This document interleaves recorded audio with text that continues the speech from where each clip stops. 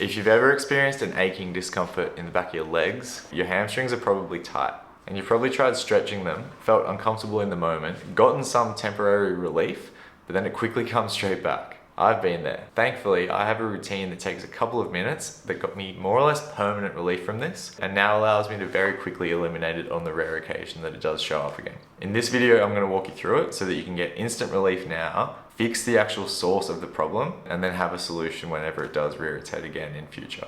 So that we know what's going on here. Your hamstrings cross two joints, your hip and your knee. And so when your knee is flexed and your hip is extended, like in this position, your hamstrings are at their shortest. When you're standing, we've extended the knee, so now they're a little more stretched. Or when you're sitting, we flex the hip, so they're a little more stretched as well. And then if we extend the knee and flex the hip at the same time, then they're in their longest possible position, stretched around both joints. So you can think of this as basically the maximal possible range of motion that your hamstrings can go through. At any point in time, there is a limit to the range of motion that our body is comfortable allowing that muscle to get to. And so the problem with having sore, tight, achy hamstrings is when this threshold gets too close to your normal resting positions, like when you're lying in bed or sitting at your office chair, for instance.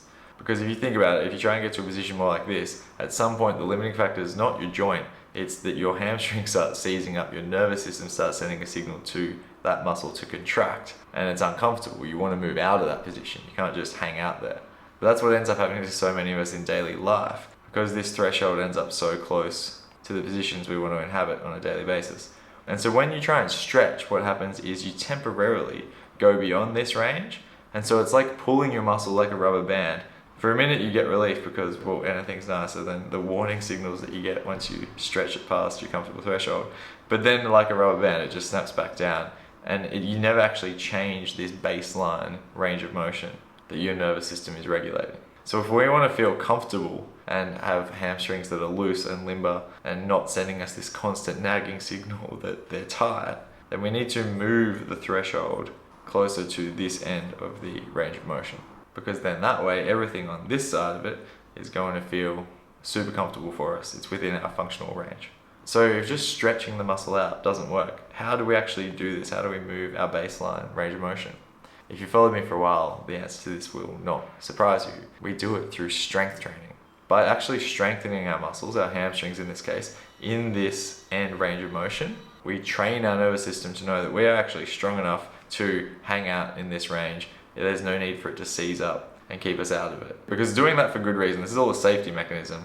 If we're too weak to move into deep ranges of motion, then it's much safer that we don't do that so that we don't end up hurting ourselves, injuring our joints. And so rather than just having a thin rubber band that we always try and stretch out beyond what it's capable of, if instead we actually build a thicker, stronger, more durable band that has greater length, then not only does daily living become comfortable and pain-free, but then we have access to all the range of motion we want. And we're actually safe doing it because we've got there not by playing games and tricking our nervous system, but by actually building the strength required. The good news about this is that once your regular strength training is dialed in, you're training your movements across a full range of motion, this sort of thing isn't a recurring problem. You don't need to be doing specific work all the time to get more limber. It's just built into the training that you're doing. Like the routine I'm about to show you is a tool that I rarely use. Because my normal training's so dialed, I only have these sorts of problems when I miss training sessions and I'm very sedentary. The time that this popped up recently, I had skipped my leg session, I hadn't trained these muscles in over a week, and then I spent 8 hours on a bus, sitting down. All of that training, the strength work that not only gets you this, but the muscle, the body weight skills, everything, only needs to take 40 minutes a week. It doesn't need to be extensive. You just have to do it properly. If you want the exact system that I use to do all of that, I've got a full free training breaking it down. Link to that's in the description below. All that said, having this 5-minute routine in my back pocket is one of the best tools for reversing this sort of problem instantly. So here it is. I'm going to show you two movements here. The first one is directly working on the hamstring flexibility that we've talked about here, flexing the hip with extended knees, legs together. Then I'll show you the other one where we work a similar movement pattern but with legs spread. This is going to have much more focus on the adductors, the muscles of the inner thigh. I pair them both because in the end I feel like I can fold myself in half in any way, and I cease to have any sorts of issues related to tightness in the back of my legs, lower back, posterior chain. So working both of these movements is really simple. You want to make sure you lock your knees, and for this one, you're going to put your feet together. The key thing is that we want to have weight. Because our goal here is to strengthen, not just stretch our muscles, we need some sort of solid resistance to work against. Even if you're a beginner, I would recommend a minimum of 20 to 25 kilos or 45 pounds. Here I'm using a 20 kilo weight plate. So even if you're not at a gym, you should have something of an equivalent weight that you can use. You can also use your weight vest if you're training loaded single leg squats like I do. But it's really important to have that weight, because all we're doing here as we train is just treating this like strength training, doing reps, going in and then pulling back out against the resistance. And the most important thing to understand here is that the goal is not to stretch. The goal is not to go as deep as you possibly can. All you're trying to do is move into your end range, find the point where your muscles naturally start to tense up, which is where you know you're approaching that threshold of your current accessible range of motion. And all you have to do at that point is pull back out, because the muscles that are going to allow you to pull out of the movement are by definition the ones that are under load getting stretched. So as you feel, in this case, your hamstrings, your calves naturally tighten up, they are the muscles that you just flex even harder to pull back out of the movement and get to the top. So that's the pike. For both of these movements, I would suggest aiming just for a baseline of 10 reps, but you can honestly do as many reps as you like. If I am feeling like I'm continuing to unlock more and more range of motion and it's feeling good and I'm enjoying it, I've sometimes done 30 reps on a pancake set. It's completely up to you. Listen to your body and what you want to do. If you aim for 10 reps, see how your body responds, you're already going to have received so many benefits just from doing that baseline of work. So that's the pike, the feet together version.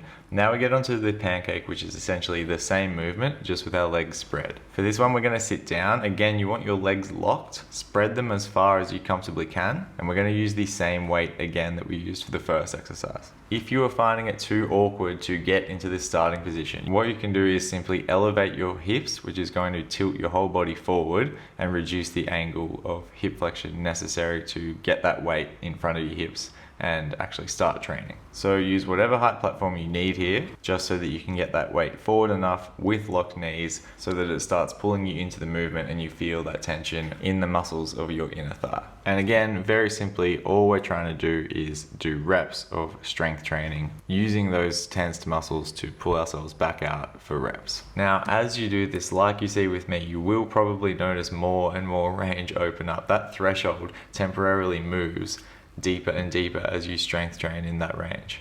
That's great, but again, it's not necessarily the goal. All you want to do is get your reps in, work those muscles hard, and build strength in them so that over time, we actually build more strength in those end ranges, and that threshold permanently moves deeper, allowing us a greater baseline range of motion, because we've earned it by building the strength we need in that position.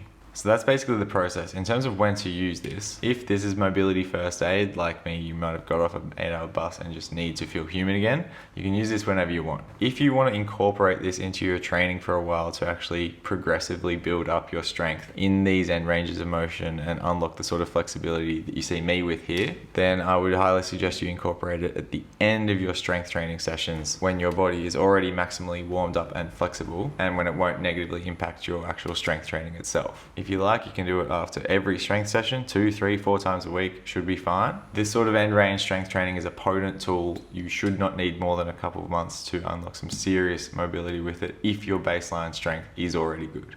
That's it, 2 movements, 1 set each. Shouldn't take you much more than 5 minutes. You do this properly, should never have a problem with tight hamstrings again in your life. Full training systems below if you're interested in learning more. Hope this helps.